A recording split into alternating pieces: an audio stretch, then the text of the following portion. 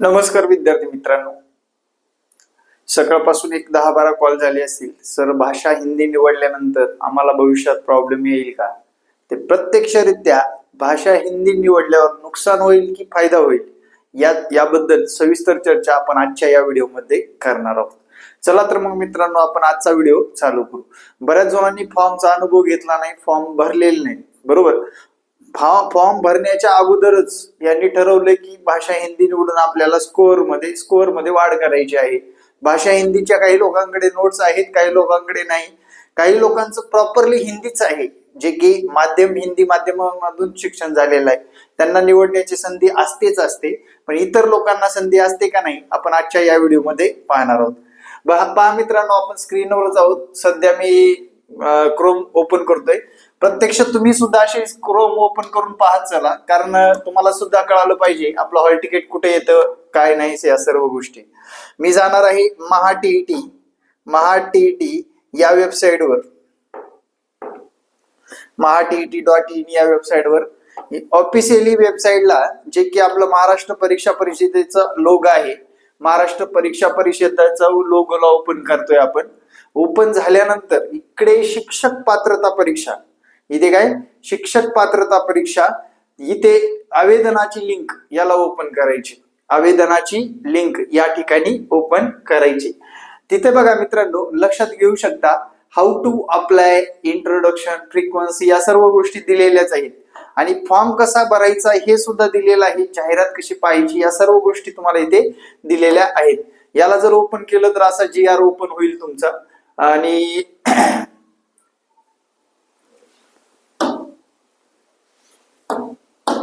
मुखपृष्ठ ओपन होईल. How to apply याला ओपन करायचंय मित्रांनो, लक्षात घ्या. ह्याला ओपन केल्यानंतर इथे सर्व माहिती म्हणजे स्टेप बाय स्टेप दिलेलं आहे.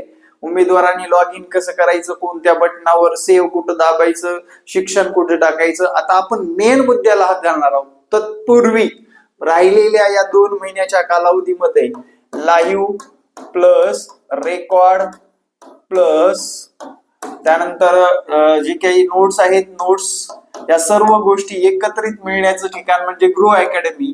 तुम्ही या संपर्क क्रमांकावर व्हॉट्सअप करायचे, क्लास लावायचा असेल, क्लास नोट्स हवे असतील, नोट्स काहीही व्हॉट्सअप करू शकता. आपण आता टेस्ट पेपर सुद्धा आणले, पॅटर्न नुसार टेस्ट पेपर सुद्धा अवेलेबल आहेत. ते टेस्ट पेपर सुद्धा तुम्ही मिळवू शकता. मागच्या पेपरच्या पॅटर्न नुसार ठेवलेले आहेत. त्याचा फायदा तुम्हाला परीक्षेमध्ये नक्कीच होणार आहे. चला मित्रांनो, पेपर 1 चे वेगळे, पेपर 2 चे वेगळे, दोन्ही एकत्रित, दोन्ही भेटणार आहेत. ते पण विश्लेषण सहित, अभ्यासाला गती देणारे, अभ्यासाला चालना देणारे आणि विद्यार्थी मित्रांनो तुमच्या सराव होणारे पेपर, टेस्ट पेपर. आपला आधीच टेस्ट पेपर जर बघितलं, TIT, TET चे पेपर जर तुम्ही मागे जर घेतलेले असतील, नक्कीच याच्यामध्ये सुद्धा तुम्हाला जास्त फायदा होणार, 100% फायदा होणार. दर्जा तसाच ठेवलेला आहे. चला मित्रांनो, आता बघा इथं नाव नोंदणी वगैरे सगळं दिलेलं आहे. स्टेप बाय स्टेप जातोय आपण, लक्षात घ्या. उमेदवारांना रजिस्टर केल्यानंतर OTP येतो. अर्ज भरण्यासाठी मुख्य पृष्ठावर लॉग इन होतं. त्यानंतर तुम्ही ते युजर ID वगैरे पासवर्ड टाकू शकता. अर्ज भरण्याविषयी सूचना दिल्या जातात. आपण मेन मुद्द्याकडे, विषय निवडण्याकडे जाणार आहोत. बघा इथे पहिलं नाव, शेवटचं नाव, मधलं नाव, मोबाईल नंबर, आधार नंबर, जन्म तारीख या सर्व गोष्टी भरत चाललोय आपण, लक्षात घ्या. त्यानंतर इथे गाव, शहर, जिल्हा, पत्त्याचा हा जो काही कॉलम आहे, पत्ता लिहू शकता. मग शालांत विद्यार्थी मित्रांनो इथे तुम्ही लिहू शकता, जे की आपला सर्वात महत्वाचं म्हणजे न चुकता इथे काय करायचंय, 10वी 12वीचे मार्क ऍड करायचे आहेत. मार्क ऍड केले त्याच्यानंतर मित्रांनो पुढे जायचंय आपल्याला, लक्षात घ्या. त्याच्यानंतर इथे पुढे गेल्यानंतर व्यावसायिक शिक्षण, पदविका वगैरे विचारलेले आहे आपल्याला. पदविका वगैरे विचारलेली आहे. त्यानंतर तुम्हाला इथे शैक्षणिक माहिती विचारलेली आहे. इथे बघा, आणि इथं भाषा निवडायचं सांगितलंय. बघा बरं का, इथे काय सांगितलंय, भाषा निवडण्याचं. परीक्षेचा जिल्हा निवडला तुम्ही, मी इथं पुणे टाकलो. ओके, पुणे टाकलं. एक्झाम अप्लाय सिलेक्टेड, कोणत्या एक्झामसाठी, फर्स्ट सेकंड कुठले आहे त्याप्रमाणे एक्झाम, कोणत्या एक्झामसाठी. आणि इथं परीक्षेचं माध्यम विचारले मित्रांनो, लक्षात घ्या. काय विचारले, परीक्षेचं माध्यम विचारले. आता परीक्षेचं माध्यम ज्या विद्यार्थ्याचं हिंदी टाकलंय, समजा तुमचं माध्यम हिंदी टाकलेलं आहे, इथं हिंदी टाकलं की ऑटोमॅटिकली या ठिकाणी तुम्ही पाहू शकता, या ठिकाणी ऑटोमॅटिकली या ठिकाणी भाषा लँग्वेज मध्ये लक्षात घ्या, ऑटोमॅटिकली इथे हिंदी येणार. काय येणार? हिंदी येणार. या ठिकाणी काय येणार? हिंदी येणार, हिंदी. आणि तिथं हिंदी टाकलं तरच इथं हिंदी येते. इथं जर तुमचं मराठी असेल समजा, या ठिकाणी परीक्षेचे माध्यम हे मराठी, परीक्षेचं माध्यम जर तुमचं मराठी टाकलं तर मित्रांनो तुमचं इथलं सुद्धा लॉक मराठीमध्येच येतं. म्हणजे तुम्हाला भाषा निवड हा ऑप्शन दिलेला नाही, माध्यम निवड हा ऑप्शन दिलेला आहे. आणि माध्यम निवडत असताना तुम्हाला परीक्षेचं माध्यम कोणतं ठेवायचंय हे तुम्ही ते निवडू शकता. आता तुम्हाला हिंदी घ्यायचे का मराठी घ्यायचे हे तुमचं तुम्ही ठरवा. परीक्षेचे माध्यम कोणते घ्यायचे आहे त्या पद्धतीने तुम्हाला इथे ठरवायचं आहे. मागच्या वेळेसची किस्सा सांगतो. मागच्या वेळेस बघा, हिंदी माध्यम निवडलेल्या विद्यार्थ्याला सुद्धा इतर विषय मराठी आणि इंग्रजीमध्ये आले होते. लक्षात ठेवा. इतर विषय म्हणजे कोणते? बालमानसशास्त्र, त्यानंतर काय EVS, सोशल सायन्स, ते मराठी इंग्रजीमध्ये आले होते मागच्या वर्षी. ते का झालं होतं महाराष्ट्र परीक्षेला माहित. आता यावर्षी काय होणार आहे ते पण महाराष्ट्र परीक्षा परिषदेला माहित. पण हे असं होतं, तुम्हाला इथे निवडायची गरजच नाही. इथं तुम्हाला फक्त माध्यम निवडायचे. लक्षात ठेवा, इथं मराठी आणि इथं तुमचा लॉक होणार लगेच मराठी. लक्षात घ्या, इथं तुम्हाला ऑप्शन नाही. आणि या ठिकाणी दोनच लँग्वेज आहेत, एक तर मराठी आहे आणि दुसरी इंग्रजी आहे सेकंड लँग्वेज मध्ये. लक्षात ठेवा, इथे मराठी आहे किंवा इंग्रजी आहे. जर समजा इथं उर्दू असेल तर इथं उर्दू पहिली भाषा येते. लक्षात घ्या. आणि पहिली भाषा अशा दर्जाने ठरवलेली असते की तुमचा मेन सब्जेक्ट आहे, लँग्वेज फर्स्ट लँग्वेज कोणती ठेवायची हे तुम्ही ठरवायचं. तुम्हाला पोर्टलला सुद्धा तुम्ही टीईटी मध्ये फर्स्ट लँग्वेज का ठेवली होती, कोणती ठेवली होती विचारलं जातं आणि तिथे लँग्वेज सुद्धा टाकावी लागते. उद्या भविष्यात मराठी माध्यमाला जर इंग्रजी हिंदी माध्यम जर टाकलं तर प्रॉब्लेम येईल का नाही हे तुमच्या रिस्कवर ठेवा. हे सर्व तुमच्या रिस्कवर ठेवा. म्हणजे सकाळ अरे तुम्ही बिंदास निवडा, हिंदी निवडा, मराठी निवडा, हे चाललंय युट्यूबला. पण मित्रांनो ही सत्यता आहे भाषा निवडीबाबतची, हे डोक्यात ठेवा. ठीक आहे. त्यानंतरचा दुसरा मुद्दा असा आहे मित्रांनो, लँग्वेजचा विषय मिटला.